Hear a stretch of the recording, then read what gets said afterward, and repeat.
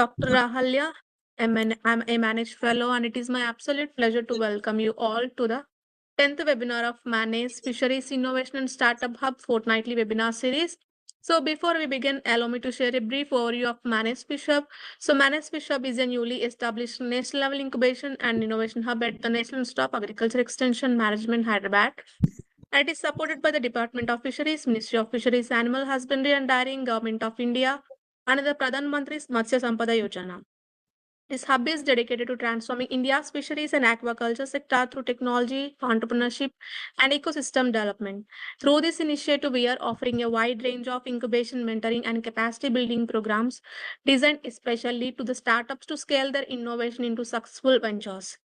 And this fisheries incubation landscape is both vast and full of potential. It provides a structured platform to nurture new ideas and accelerating the technology adoption and strengthen the linkage between the research, industry, and market. It acts as a catalyst, enabling innovators to convert their ideas into scalable and sustainable enterprises. And our aim is to bring together startups, aspiring entrepreneurs, students, researchers, and investors to build a vibrant and resilient fishery innovation ecosystem in India. With this, let us begin today's sessions on startups in fisheries. To move forward with the program, I would like to invite our managed intern to introduce the first speaker of this session. Good morning all, I'm Archana R, MANAGE-FISHub intern. It is a privilege to introduce Mr. Mohan Anjanaya Reddy sir, a visionary entrepreneur and leader in India's aquaculture and seafood sector. Mr. Reddy holds a master's degree in marine biology from prestigious EU joint program and bachelor's degree in fisheries science from College of Fisheries, Mangalore. He is the founder and CEO of Amity Technologies, India's largest distributor of SPF seed, live seed, feeds, and premium aquaculture nutrition solutions, and is actively leading AI-based system integration in shrimp hatcheries. He is also developing Amity Smart Shrimp Farm, India's first commercial-scale R&D and demonstration hub with IoT-enabled smart monitoring system. Additionally, as a founder and CEO of Sea Bites Premium Food Private Limited, India's first seafood QSR chain, he is playing a key role in strengthening and expanding the domestic shrimp market through value-added products and modern retail formats. He is also building technology-driven, transparent, and farmer-centric aquaculture system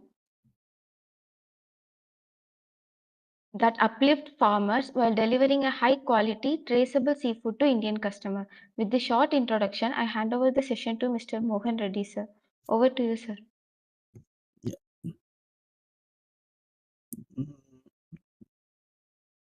Sir, I'll make you as a presenter. You can share your PPT. Yeah, please.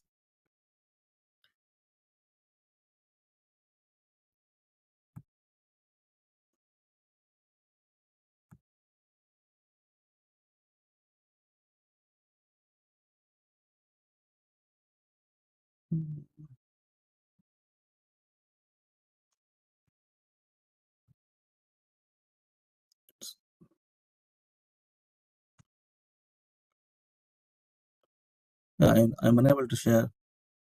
Yeah, no problem. Yeah, otherwise you can share the PPT with our team. We will share from our side. I think that would work. Yes. Please share PPT with our team, and my team, please share sir's PPT. How to share this?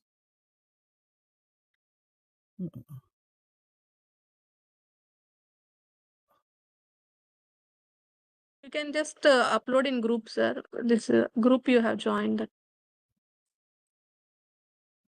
Okay.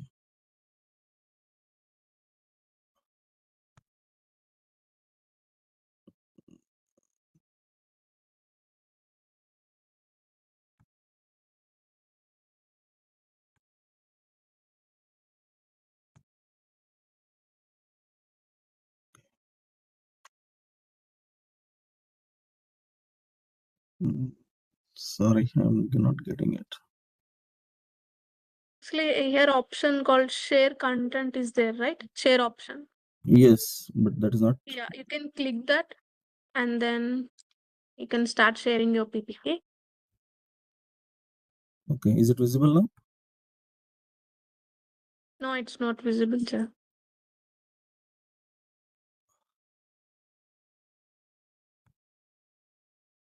Okay, what about this? Yeah, now fine, sir. Kindly make it a slideshow. Sure, sure.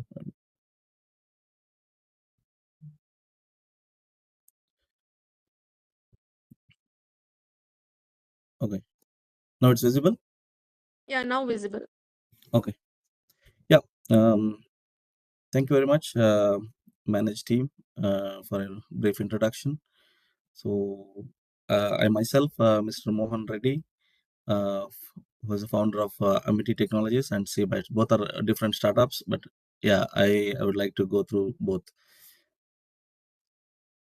So, coming to Amity Technologies, just brief who we are. And we are a team of fisheries graduates who has qualified both BFSC and MFSC from different colleges, and a few senior seasoned aquaculture professionals led by me in both the startups. So we have working experience in both Indian corporates and MNCs as well. Then why, how this startup came into picture, and how what inspired us to do this. So as we were working in different MNCs and corporates, we were meeting the customers on daily basis. So for any startup, identifying the gaps is more important, and market observation and identify and how we can solve those issues is the first step. So in this process, we really traveled all along the coast. We met thousands of customers and try to understand the market while we were still working in different companies. And finally, we could identify, okay, there are some serious gaps we have to identify and address. So here, and which we can do, because we cannot do everything. We cannot solve every problem. So what problem we can solve? We just selected few issues and try to focus on them. So focus point, coming to the focus point, yes, as we were bootstrapped and we wanted to, we cannot afford to lose a lot of money in the beginning. We could not burn a lot of money. So our our goal was simple. So establish a decent EBITDA positive company and lead as of the market moves, and try to implement some new technologies and innovations in the field. So in this process, we were like very focused, and we were not no we were not like, okay, we will develop some rockets and we'll change the entire industry. It's not like that. So we try to identify the base ground level problems and try to sort them out and address those issues in collaboration with other innovators as well. So why then, as the market is important, and in the Indian market, the main market is shrimp market, of course. So for any scalability, we felt, okay, if you want to have a scalable business, so better to start with shrimp. So that's why we selected shrimp aquaculture. And while observing the market and studying the market, we were very sure, like, okay, we have to be a little bit different than the regular players, and to have a identity for ourselves, and also to have a futuristic approach. So we selected basically the hatchery segment in the beginning. And why hatchery segment? Because hatchery segment lies in the base of the shrimp value chain. So the success of hatchery, the quality of the PLs produced in the hatchery will decide the entire success of the shrimp value chain. So if the quality of the PLs fails, then the entire value chain fails. So so in this way, we play a crucial role in uh, establishing ourselves and also building brand in aquaculture segment. And then also there is a lot of scope for establishing a premium branding, because everyone cannot play this game, because it needs a lot of technical understanding, technical collaborations, and technical approaches. So we selected two key segments in this hatchery segment. One is nutrition, and another is the technology.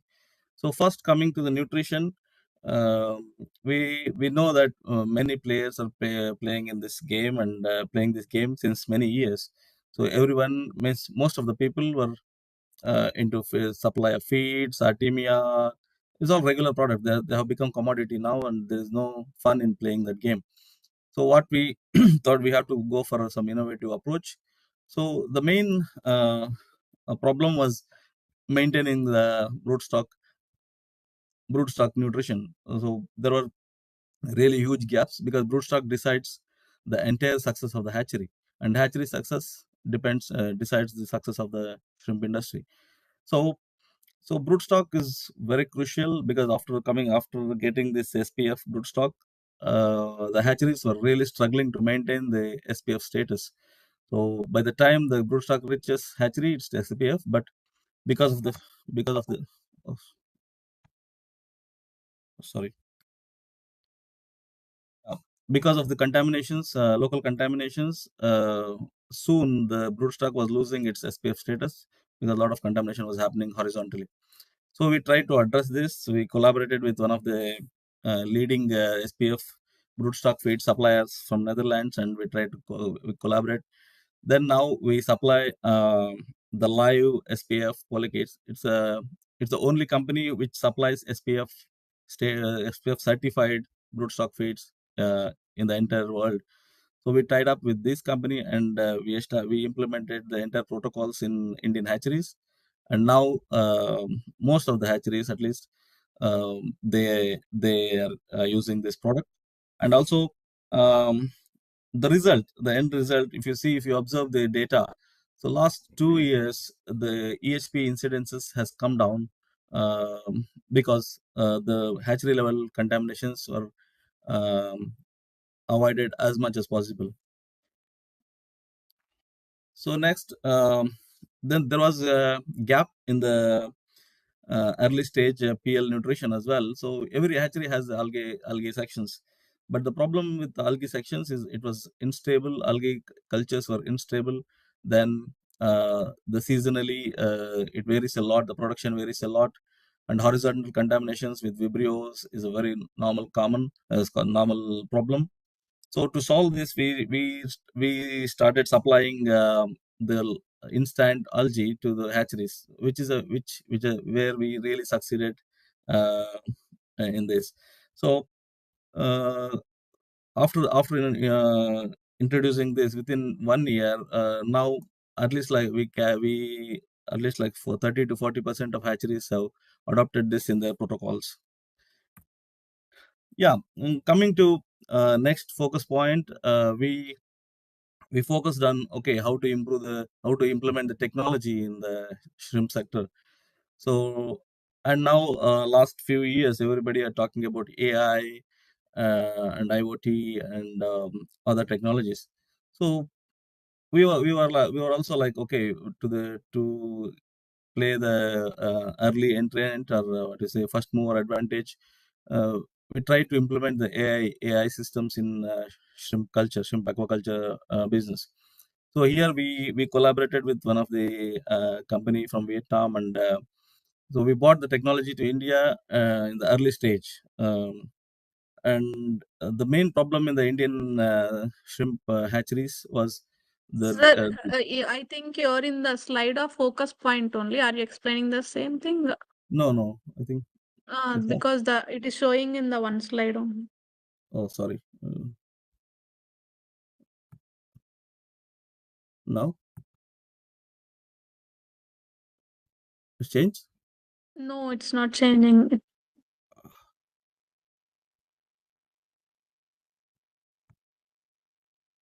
Okay, I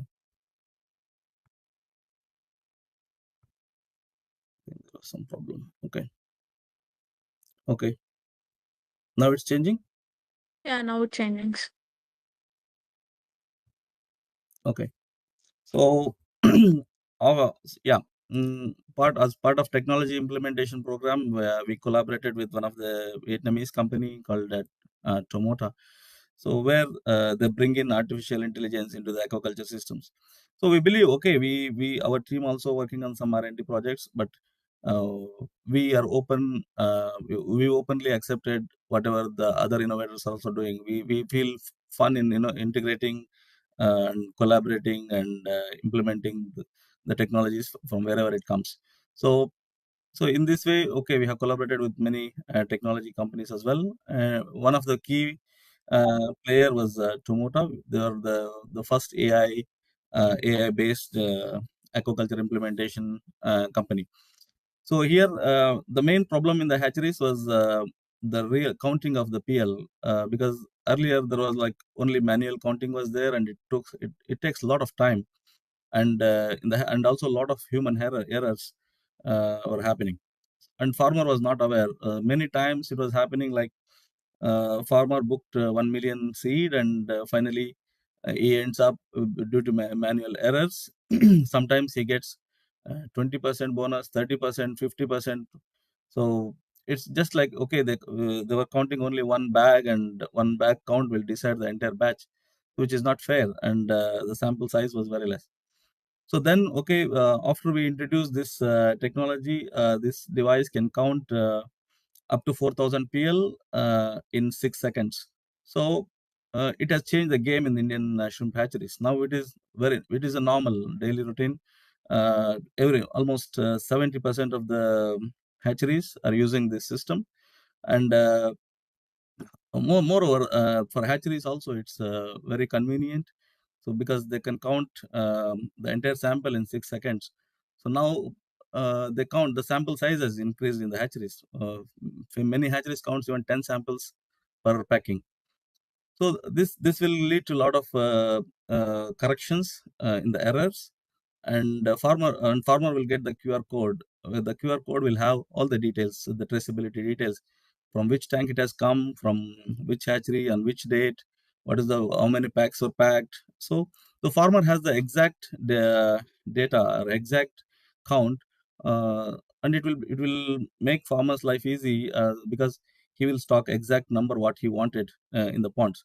So earlier, because the farmer was also not aware of the exact count, he was many times it was happening like he was stocking excess, because generally hatcheries tend to give more seed than the booked seed. So when farmer seeds stocks excess seed in the tank, still he feeds less for what the seed he was booked. I mean, always there was underfeeding in most of the cases. Because of this underfeeding, the PLs were not getting um, proper nutrition in the early stages. Then there were a lot of errors. Then size variation was coming, and entire crop, it was affecting the entire crop. So now, because farmer knows how much he has stocked, so he can feed exactly to that stocking densities, and so early stage nutrition problems can be avoided. Yeah, this system also gives the size variation and other parameters, the gut fullness. So many other technical parameters can be identified and recorded through the system. So now almost 250 hatcheries are using this system for counting, and if you consider the PL counted, it's almost 70%.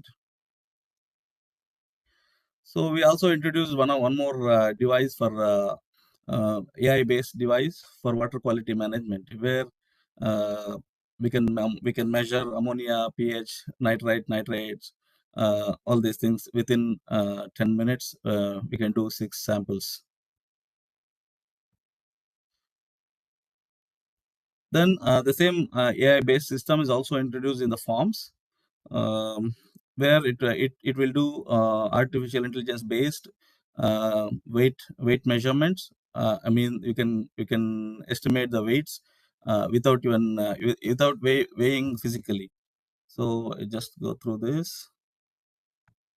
Oh, sorry.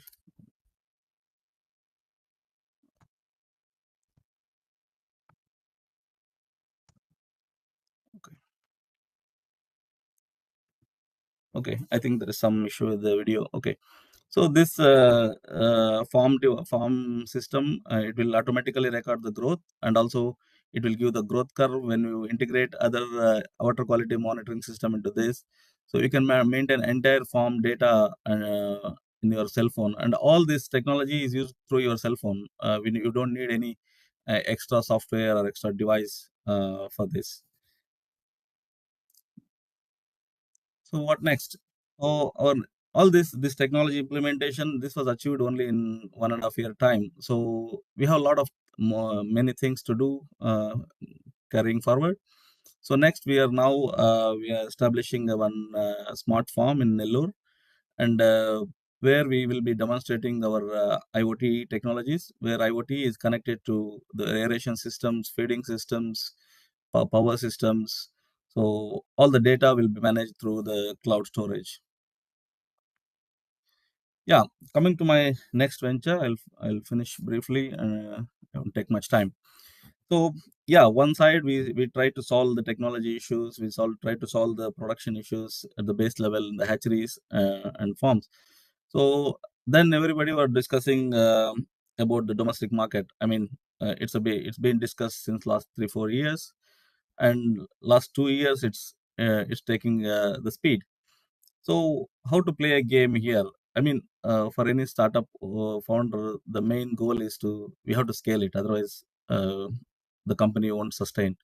So scalable. We were working on scalable models, and I know many of my friends, even companies, they started restaurant business, but almost everyone failed because the restaurant business for seafood was not really scalable, and there were a lot of issues at the ground level because it was a chef-based model, and you have to depend on chefs. So it was really difficult to handle restaurants. Even today, it's very difficult to handle restaurants because of the chef's problem. So how to solve this? We try to change our business model. We moved from chef-based model to chefless QSRs. So where we are establishing now QSR outlets with our own brand called Sea Bites. Here we will not have any professional chefs in the outlets, but we have a chefs in the back end. So we standardize few products, and now it's in a PMF mode. We just started in April, and now we have already two outlets, and the third one is coming up. So maybe next 1.5 to 2 years, we'll have around 20 outlets in the metros. So why this? Why this QSR is just I told earlier, it is scalable, and branding visibility will be more, and there will be scope for innovation. I mean, QSR, it's not only the product. Product everybody can do, but it's also product, the storage, the logistics, establishing a tech, the blockchain, everything comes in. So that's why we selected this QSR, and it's going as of our expectation. So we also have established one smart farm, as I told earlier, to demonstrate our technologies to the farmers. So we have our own farm in Nellore, and now we are just remodeling it a bit, and it will be open for public probably in January, by the end of the January. Yeah, this is our story, and I would be happy to get some questions. Thank you. Thank you, sir, for clearly explaining the shrimp aquaculture ecosystem with a special focus on hatchery segment and early stage nutrition. You have highlighted how these critical stages are important for survival, growth, and overall farm performance, and how AI-enabled solutions are being integrated across shrimp farming. And you also explained the untapped area of the domestic market through the sea bites by bringing the innovative business model. Thank you once again, sir, for sharing your expertise with us. So the participants, if you have any questions regarding this session, you can keep in chat box and also you can raise your hands. So the questions will be taken up after the second speaker presentation. So to introduce our second speaker for the today's session, I would like to call our manage intern Gauri. Thank you so much, ma'am. Good morning to all. I am Gauri Jagudi from Team Manage. It is my pleasure to introduce Mr. Mayur Dev, one of the India's most well-known aquatic landscape designer and seasonal entrepreneur in the field of aquatic design and nature-based solutions. He is the principal partner at Aquarium Products India LLP and the managing director of Stillwater Aquariums India LLP, based in Mumbai, Maharashtra. With over 80 years of leadership experience, Mr. Dev has played a key role in designing and delivering large-scale nature biotope aquariums for homes, office, therapy clinics, schools, corporate space, and public institutions across India. His philosophy views aquarium not merely as a tank, but as living ecosystem that promote balance, healing, and well-being. Mr. Dev work has received internationally, including prestigious ranking at the International Aquatic Plant Layout Contest. He is also creator of Life Ayu, India's first Ayurvedic fish food, and actively shares knowledge through a digital community of over a 4 lakh followers. In addition to aqua scapping, Sir has a strong entrepreneurial background. He is a partner at the Real Value Foods, a fourth generation family run bakery business, and also has also served as a director at the Chef, contributing to product innovation and brand development. He holds a bachelor degree in baking and pastry arts from the University of Agriculture Science, Bangalore. Please join me in the welcoming a true bridge between modern living and a natural wisdom of the underwater world, Mr. Mayur Dev. With this brief introduction of Sir, I would like to hand over the session to the Sir. Over to you, Sir.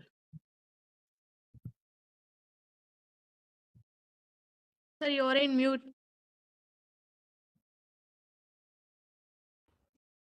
So all this bakery and restaurant and cakes and all of that was a different life. Okay, so now it's only aquariums and fish keeping and nature aquariums. Now, frankly, I'm really not sure which element of my business all of you want to understand or learn. Okay, now you're welcome to even ask me what, and then I'll explain. But this is something that I wanted to share with all of you is aquarium industry as such. There is a huge focus by the government, by all organizations like Manage and MPDA and all of these institutions on food farming. Like Reddy sir just now explained the whole shrimp hatchery business.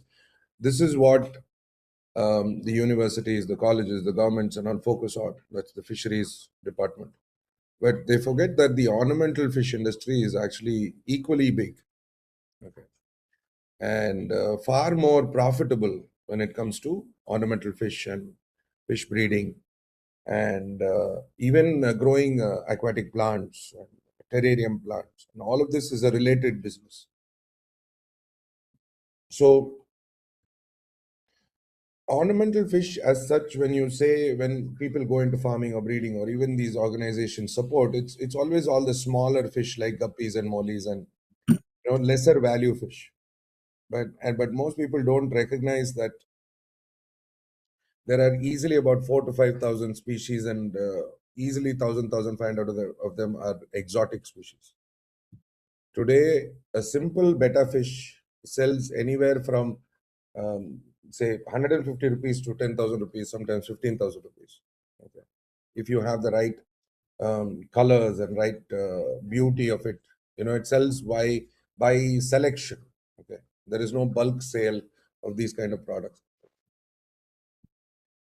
And additionally, if you compare it to countries like Indonesia and stuff, India, we're lacking way behind, easily about 15, 18 years behind in, breeding, understanding, and even putting forward good quality fish into the market.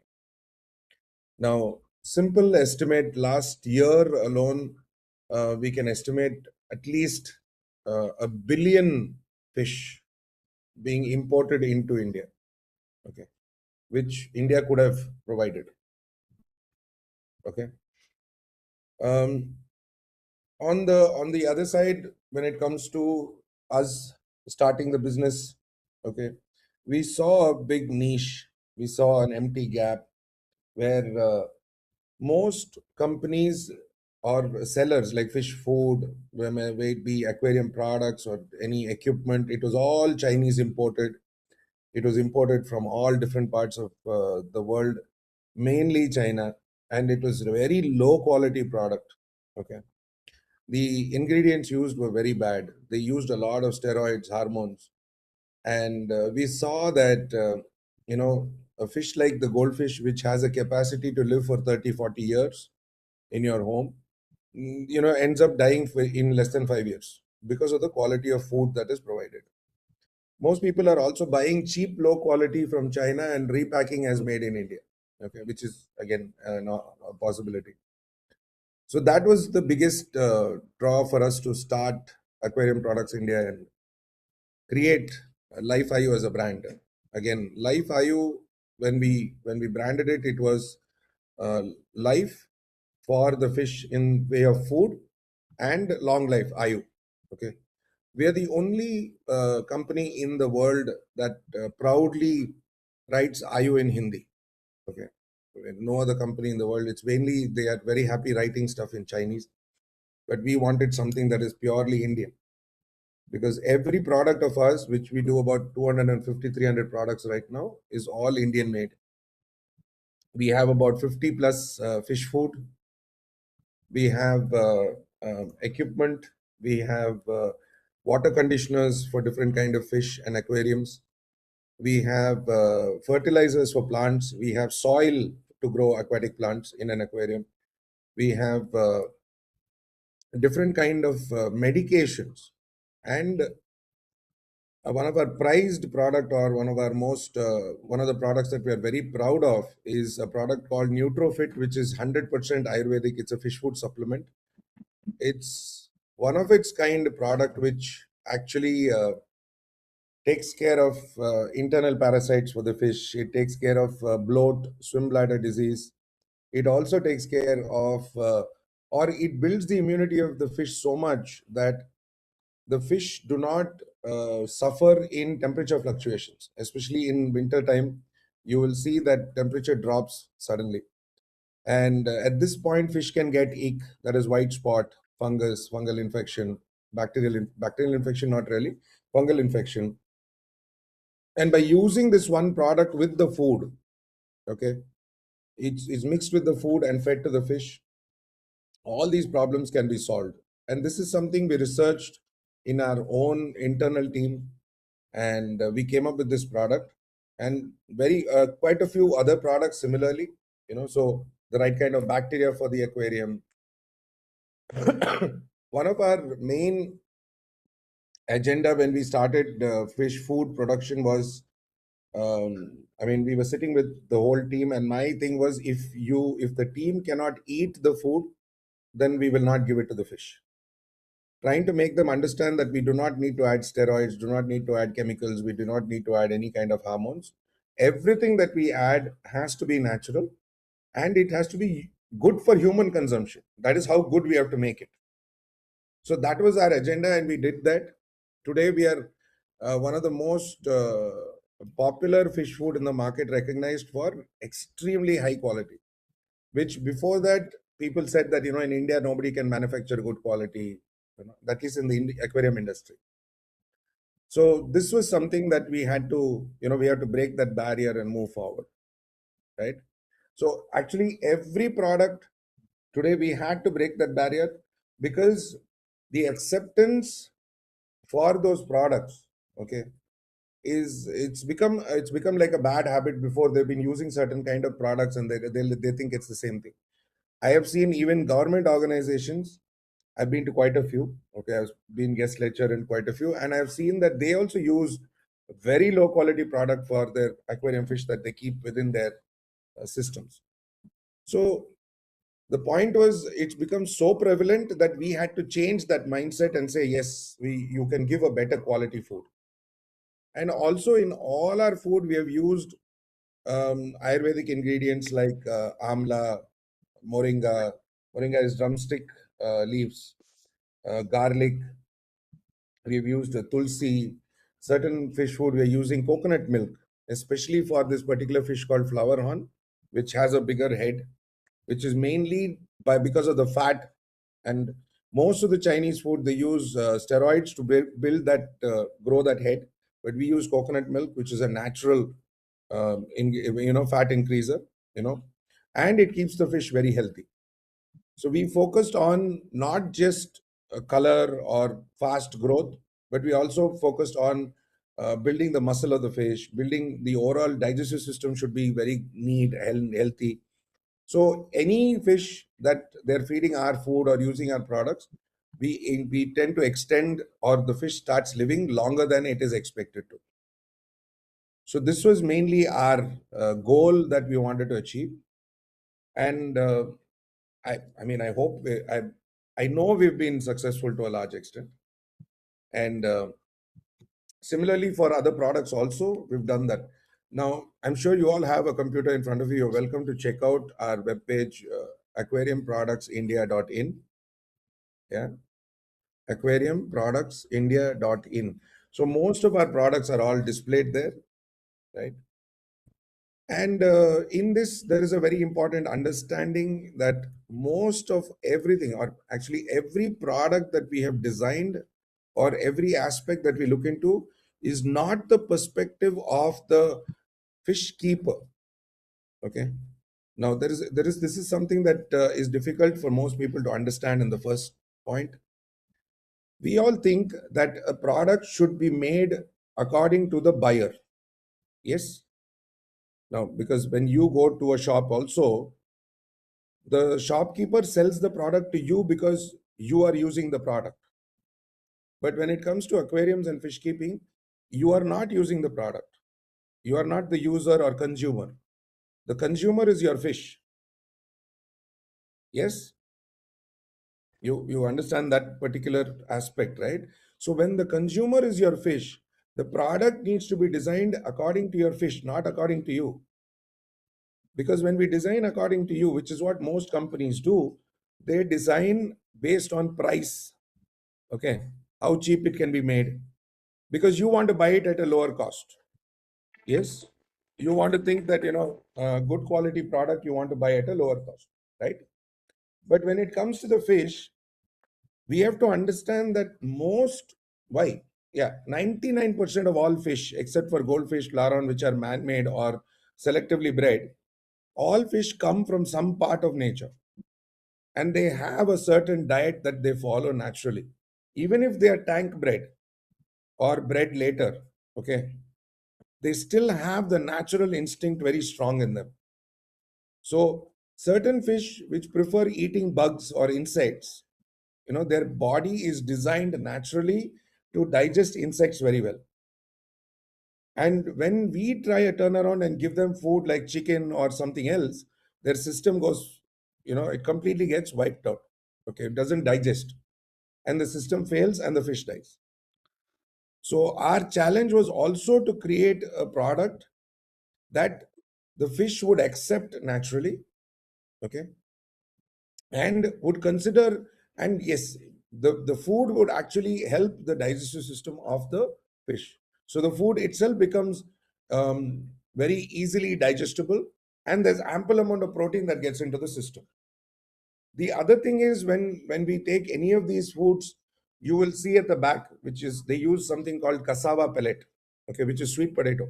Most of the Chinese products use it. It's just fillers. So the fish eats and it poops a lot. Now, in an aquarium, the more poop that comes out of the fish means more phosphate, more ammonia, and more cleaning. But when you give a high protein food which is natural and designed for the fish, then automatically the fish absorbs that, the body absorbs it, and lesser poop, lesser phosphate, lesser ammonia, lesser cleaning, lesser maintenance. So it's all interconnected, right? Then water conditioners we also designed based on, like, we have Amazon river fish, we have Indian river fish, we have koi fish, goldfish. All of them need different water parameters. So we designed water conditioners for those parameters also. When it came to aquatic plants, we designed fertilizers that basically absorb nutrients from the leaf. 90% of all imported fertilizers, they design for fertilizer to be absorbed from the root. But you have to understand, when you look at a nature aquarium, you can again type nature aquarium and see. Okay. Most of the plants are exposed directly to, with the leaf. Okay. And this whole idea of root is basically in agriculture. Okay. Not in keeping aquariums. Leaves easily absorb nutrients.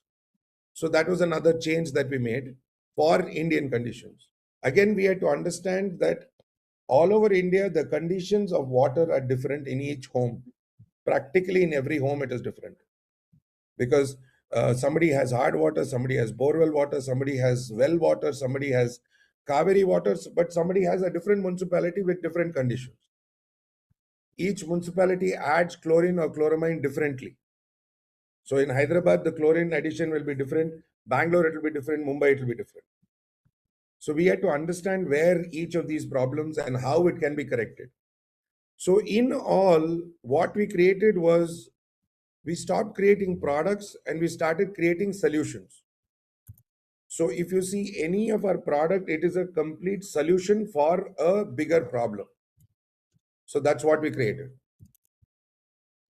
I guess, and then yes, we also took a lot of time in designing our products to make it more attractive to the human. Because human was the one who looked at the packaging, not the fish.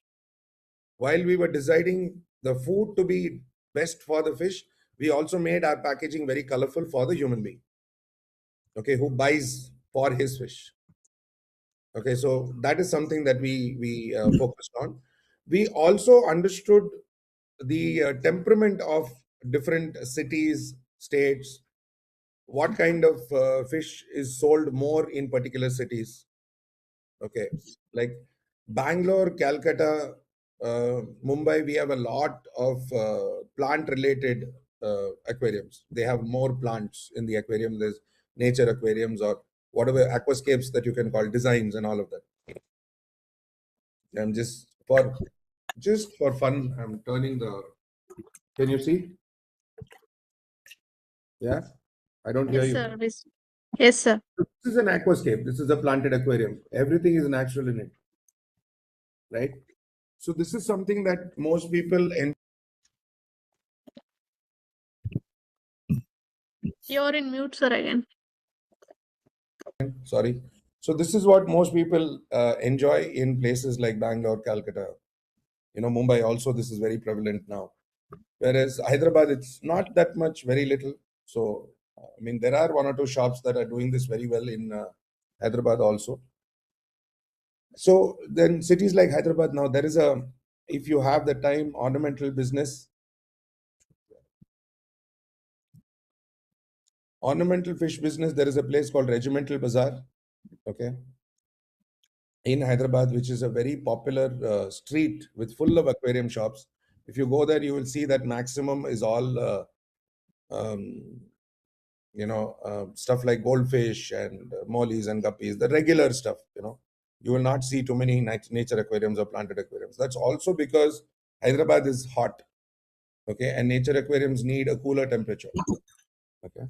So these are things that also drove our approach towards what kind of products we need to make. We have certain products designed for Delhi. We have certain products designed for Northeast or West Bengal, this kind of areas. We have few products which are designed only for India. I mean, in Bangalore or Mumbai. Finally, we are now working on products for turtles, tortoises, iguanas, because that's becoming very popular. Of course, it's not under fisheries, but it's part of the hobby. So these are exotic animals are becoming very popular. So we're working on that as well. I think I've taken a lot of your time and I've shared what I felt like sharing. If you have any questions, you're most welcome to ask. Thank you, sir, for taking us through the journey of your startup and explain the ornamental fish industry and the way your startup is working within this ecosystem and the importance of various aquarium products in ensuring fish health and performance.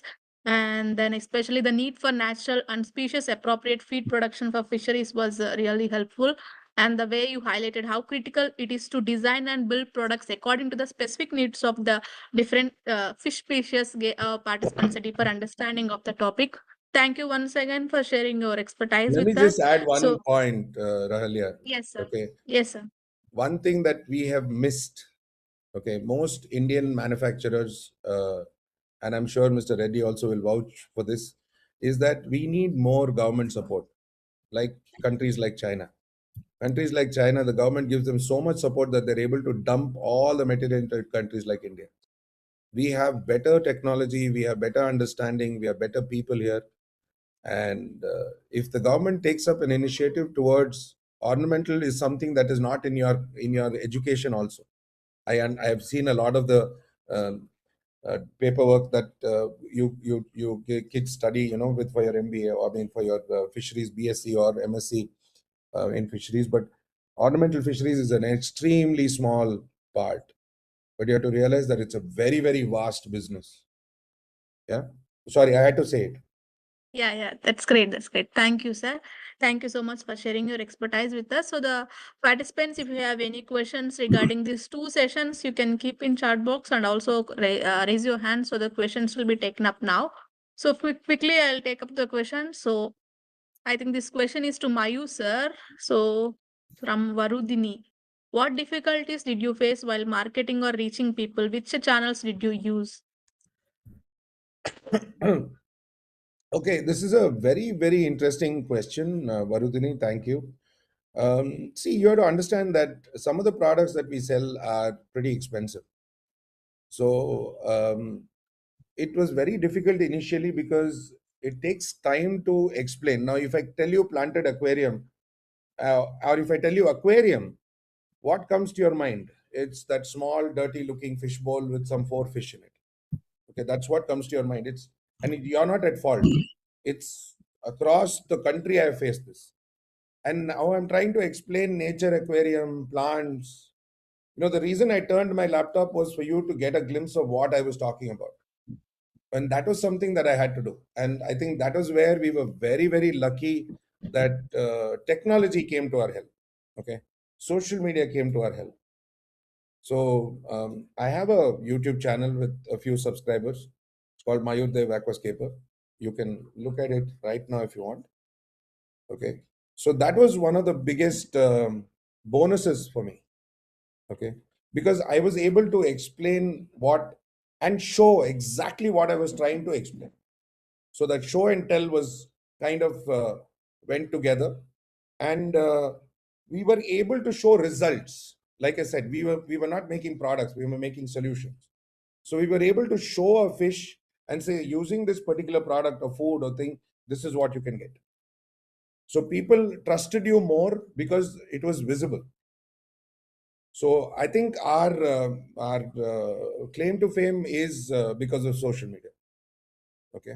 And yes, but once the customer comes to you, and then you give them some kind of an offer or something, and they buy and they try, and they know that the result is true and what you're saying is correct, then they do the word of mouth. That is where we are right now.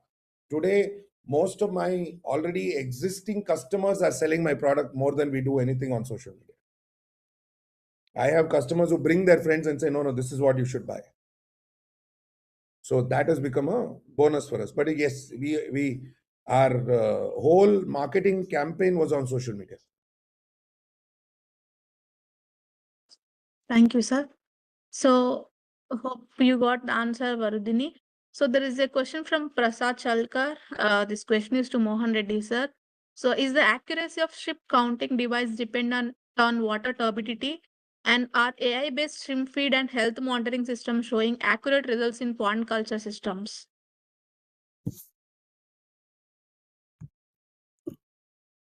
Mohan Reddy, sir. Yeah, I'm here. Okay. For first question, whether it is dependent on the water turbidity, no, because of our sampling methods. Okay, if it is in the hatchery, so generally the water is clear. Not so turbid. If it's in the farm, because the shrimp is already big enough, and we can really identify the sample. So this is not dependent on the water turbidity. So second question, about the accuracy. See, the AI models works based on the data points. So how much data it gets into the system, so it will always improve the accuracy. So when we launched in the beginning, the accuracy was 95%. Now in the hatcheries, we reached the accuracy rates up to 99%. So in farms, the weight right now we are at 95, 96%. So if as the number of samples increases, so definitely we are very sure we'll reach around 98-99%. Thank you. And then Umar Rasul, he's asking then one question. 1 minute, sir. Please highlight the innovative approaches of fish nutrition in aquarium business. Anyone can take up this question, Mayur sir or Mohan Reddy sir. Innovative approaches. Sir, you are in mute, Mayur sir. Come again. Innovative approaches for fish nutrition in aquarium business. See, I'll actually ask the question again to whoever asked this question. Okay. What do fish eat in nature? It's a very simple question. Okay. What do fish eat in nature? Okay. If you can follow that, then you have the right fish nutrition. It's as simple as that. So they eat small baby shrimps, small crustaceans, smaller fish than themselves, small worms, insects, dead and decaying fish or animals. Also, there is constant water flow. So it's bringing in a lot of minerals. Okay. So as the water flows from a higher level to lower level, it goes through different parts and it carries minerals, salts, herbs, all these kinds of things. So all of this is consumed by the fish. Now, if an insect is eating a particular kind of plant, let's say a caterpillar is eating a plant, and that caterpillar is eaten by the fish gets the nutrition of the plant, right? So it's very, very simple. Today, I mean, for convenience, they are using a lot of other things. But actually, if you focus on the true natural elements, then I am confident growth, color. I mean, color is very important for us because it's visual, right? Aquariums are visual. But also you need the right kind of growth. You need the right kind of, they should be ready to breed. Otherwise, then there's no fun in the hobby. So we focus on nutrition on basis of what they can eat or what they get in nature. Yes, sir. Yeah, I just want to add to what Mr. Mayur has told. Yeah, he's absolutely right. We have to just mimic the nature to establish the right nutrition to any species. But if someone is looking for an entrepreneurship or a business, so the convenience is also important. I mean, you have to operate at some scale. So definitely, aquarium business is okay mainly for hobbies, and also it has to be really it has to create the visual essence, and also you have to take care of the fish feeding behavior definitely. So how we can integrate these natural habitats, natural feeding habits of the fish, and make it more convenient to the end customer, because everyone cannot be a specialist. So being a moderator or business moderator, we have to establish a linkage, and somehow we have to balance between both. So that's my personal opinion. Of course, it's arguable, but yes. No argument there, Reddy sir. Not at all. My only thing is, see, I want you to look at it from the perspective of the fish and not from the consumer. Correct. That's all I'm going to say. Because see, when we say convenience of the customer or consumer, then automatically customer wants it cheap, if not free. Yeah. Okay, they want cheaper, the better. See, if you are going to tell me shrimp 1 kg is 1,000 rupees, I will say, why can't I get it 900 rupees? Somebody will say, I wanted 800 rupees. The consumer will say, I wanted 700 rupees. But then it is your responsibility to make sure that the shrimp is good quality so that when it consumed, it is helpful to the consumer. Correct. So you have a bigger responsibility. Similarly, my responsibility is to make sure that the fish is healthy and always, happy, because when somebody has it in their home, they don't have dead fish in their thing. So what we use is very important. So exactly what Reddy sir also said, maybe in a different manner, but it's the same point. Yeah. Thank you, sir, for sharing your both opinions. And one person has raised the hand. I'll unmute him. Siddharth Bharti. Hello, Siddharth. Hello. Hello, Siddharth Bhatti. Okay, I'll unmute one more person. Amudavalli. Hello, Amudavalli. Okay, I'll take up the questions in chat box. So from Sandeep Yadav, what is the one product that rural farmers can be contracted to manufacture and supply to this niche industry?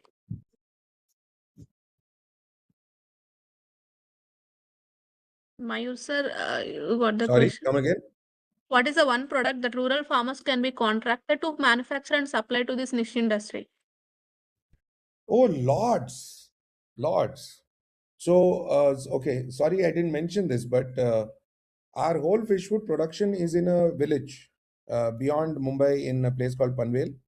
And it is the rural people who we have employed as our, people who work in our system. Okay. So every time somebody buys a fish food packet from my thing, it's a small village family gets bonus. We make products in Dharavi, Mumbai, which is a slum area, which is Asia's biggest slum. We make products in in Chittoor. We make products in a small village in Siliguri. Okay, so some of the things like natural herbs, natural stuff, we collect from local. How do you say? These are jungle people. They're also villagers, of course. Now, okay, they know this how to collect these ingredients, which we don't. So there is a lot of information they have, we don't have. Today, if you go to a small place like Assam or something where there are a lot of fish species which are not even recognized, okay, but these villagers, these rural people will know where it is, how to find it, where exactly you will find it. But that nobody is even, of course, we hobbyists do a lot of this, going and actually looking for species. Otherwise, most people don't do. Yeah. So it's rural people is a very, very big part if you know how to use them correctly. And of course, benefit them also in return. Yes, sir. So Dr. Vijay Kumar, this question is to Mr. Mayur Dev, sir. Due to aquarium industry, our national water bodies are infested with tank cleaner fish. Fishermen are facing difficulties like losing their net and Yes. difficult to eradicate this fish. How to solve this issue? This is not a solvable issue right now. See, again, what I'm trying to explain, what I said in the earlier stages of my discussion is the aquarium industry is one of the most unorganized sectors in India today. Most unorganized. See, like shrimp farming, fish farming, there are bodies, there are authorities, NFDB, all these places, where they put down some rules and regulations, how it has to be done, what has to be done. There are nothing for aquarium industry. Nothing. Anybody can buy a fish from the shop, and if it becomes too big for their aquarium, throw it in any lake or river. Okay. I think that is the biggest problem that the whole industry is also facing. Okay. And these fish are from South America. Okay. These fish are from South America and they are invasive species. Right? So they will actually kill the indigenous species. But this has been going on for hundreds of years. Like tilapia is in our water, which is an African fish. Okay. African catfish was brought in by the British so that the people get more food to eat. So today we don't even know some of the. So when we were kids, when we used to go fish collecting and all that, there were so many species of killifish today which we don't see. Right? So these kind of things, yes, Dr. Vijay Kumar, is a very big problem. Okay. But we have to bring the knowledge down to the shopkeeper level. And we have to either, yes, the government has banned the fish, but it's still being sold. So the point is, it's that there's no justification here. So there is no authority looking over it. So unless there is I don't know how the politics of it works, but if there is a department which is only focusing on ornamental fish industry, I'm sure this can be sorted out. Firstly, it has to be stopped, right? So stop bringing in, stop breeding, stop selling. Then we focus on what is there already. So there is a beautiful article of the Burmese python in Florida, how they got rid of it. Okay, if somebody wants to read, it's a very beautiful article. I mean, of course, Dr. Vijay Kumar, it's on YouTube. Okay, because that was the biggest invasive problem in Florida, and they got rid of it. So it's not impossible, but yes, it has to start somewhere. It has to be a conscious, cumulative, large-scale effort. Yeah. Thank you, sir. So Umar Rasul asked some question. I think Mohan Reddy sir already answered in the chat box. I think I'll take up one last question because we are running behind the time. So the same participant is asking, so highlight the importance and expansion of the scope of ornamental fishes in the Himalayan states of India like Jammu and Kashmir, where temperature drop down sub-zero in winters. Okay, I know about 10 aquarium shopkeepers in Jammu and Kashmir right now. We are supplying product to them, and there's no big problem there because see, aquarium is inside the house. Okay, and most homes, because of a heater or because of a room heater or something like that, is always kept at about 23, 24, which is ideal. And of course, today, because of technology, there is ample amount of possibilities to keep fish in those areas without having a problem. Technology is available. You have the right kind of equipment. So I hope that answers his question. So it's not a big problem, but yes, there are certain kind of fish you may not want to keep because they are very sensitive. But things like goldfish are cold water fish. So it's possible. And naturally also, if you see in Dal Lake, there are a lot of barbs that are available naturally. Yeah. I think one last question from Saurabh from Epida. What are innovative potential products for fishery startups for export purposes?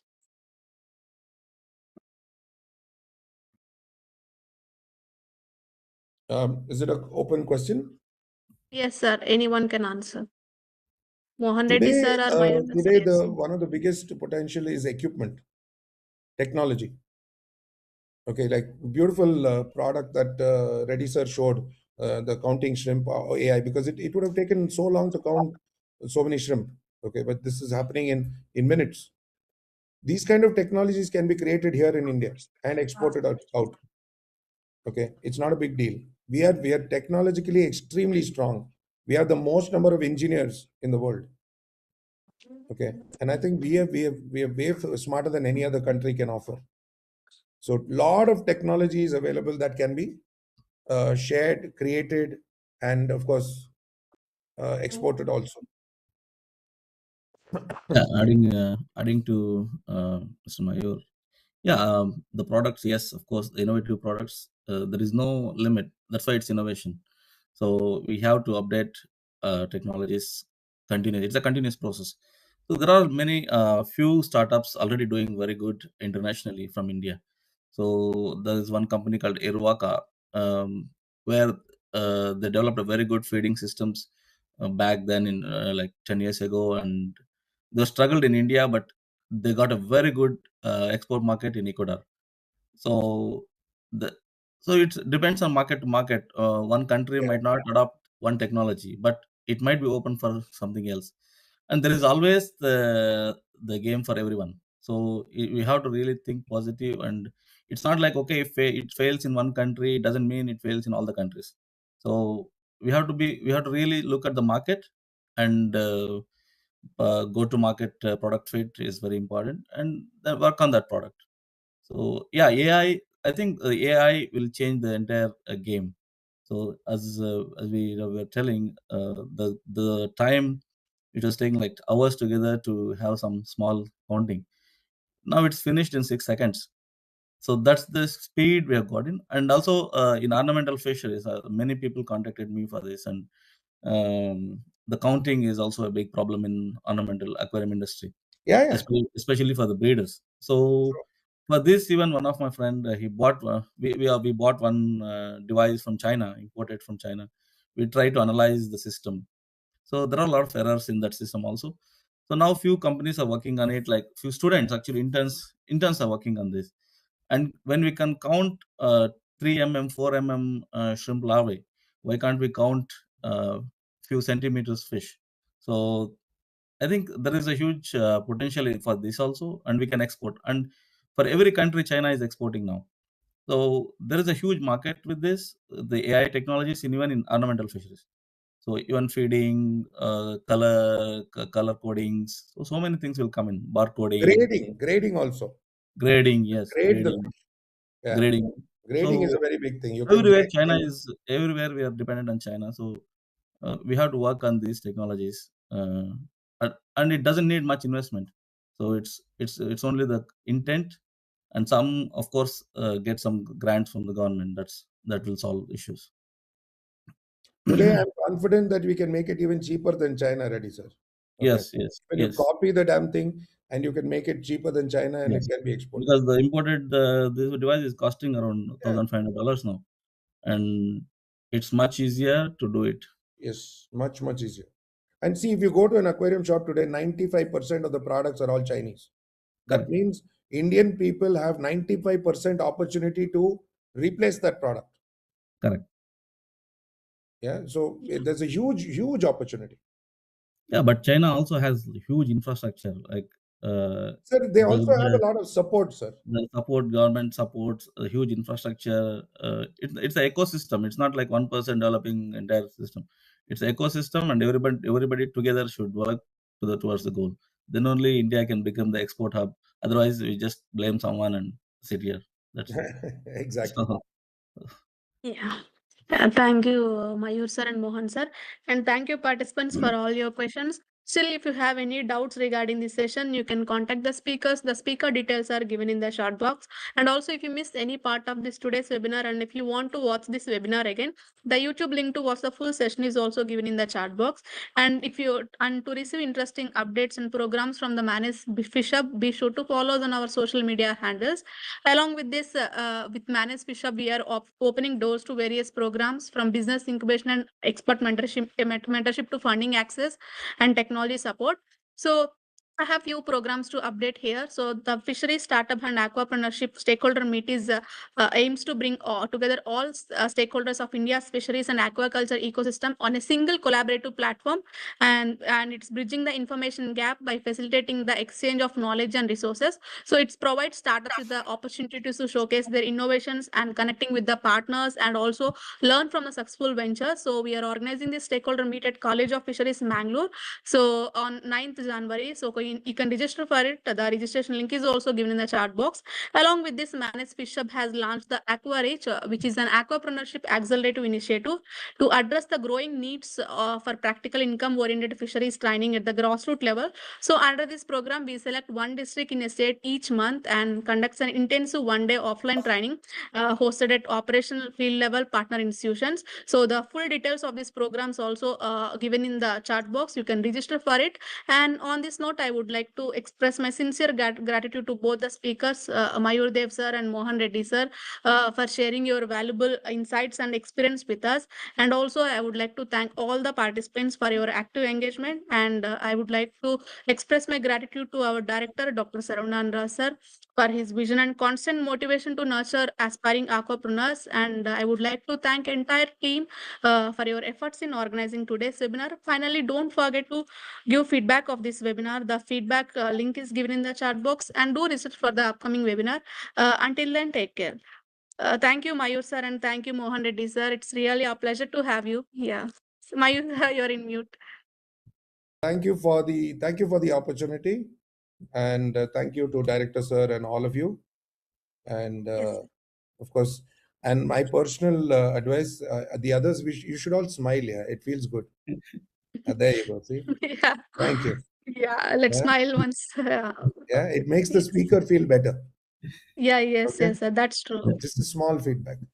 Yeah. Yeah, All right. thank you, sir. We'll take Take it. care. Yeah, Bye bye. thank you, Mohan Reddy sir. It's thank you really a very much. pleasure. Thank you very much for this. And thank you all participants.